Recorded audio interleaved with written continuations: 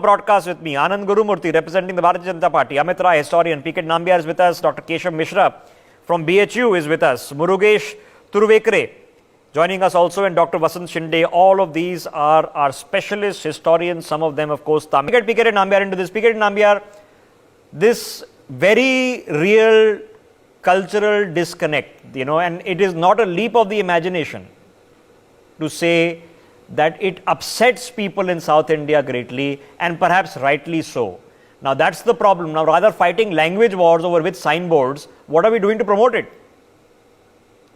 Well, today is a historic day, Rishabh, and I think there is no channel, and I simply compliment you because there may not be anyone in the television news channels who may be talking about this historic aspect or the historic importance of today's Sangam, and I think you have covered the entire South so well, no one else. So my compliments to you. Today is a historic day because this is not something new. What Narendra Modi today is doing is not something new. But in a post-independent era or the the colonial period, it may be new for all of us. But the relation between all our traditions from the Sindh to the Kanyakumari has always been some way or the other way it was connected. Whether you look at our belief systems, maybe like you may have a different way of offering a puja, but the gods have always remained the same. Yes, you said rightly, from Indonesia to Thailand, from to Kanyakumari to the Haridwar or the Badrinath, or to the Odia coast to the Calcutta.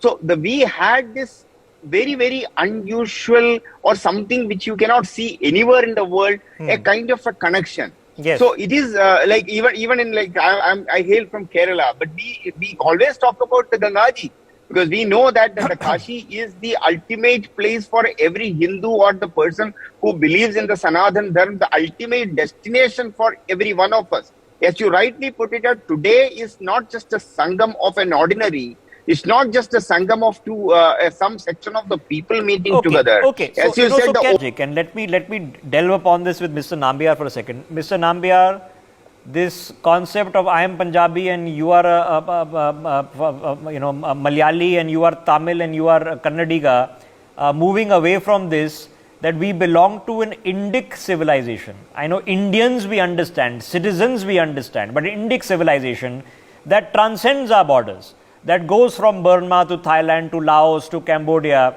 all the way till Indonesia and Malaysia.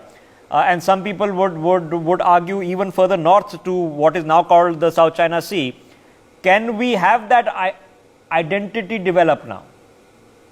Well, if you really look at the real history, as you said rightly, that from the point of view of the history you and me were taught was the same Mughal or the colonial time.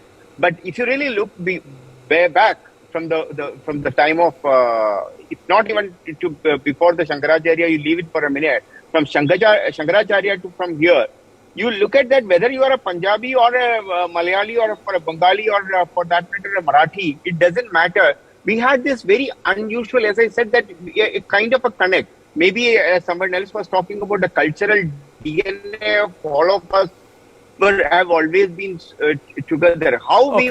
I'm married to a Punjabi girl.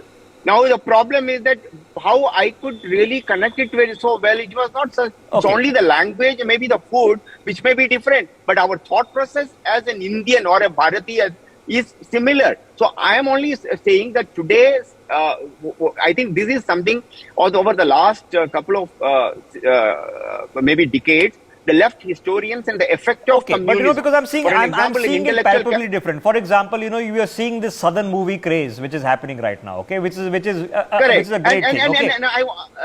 Rishabh, 1 second, I'll just tell you. For an example, in southern movies, you were talking about the Mumbai as the capital of the movies, which is untrue. Yeah. The reason being, we forced to have, we believed or created a perception. The Hindi movies are the Indian movie industry. No, exactly like the point. So the point I'm making, sir, is that, when we listen to, I don't know, music these days, in a younger generation, and we listen to Western music, some of it will be in Spanish, some of it will be in French. Okay. So now, can we look at things different? Gentlemen, thank you. I know we are short on time, but it was engaging.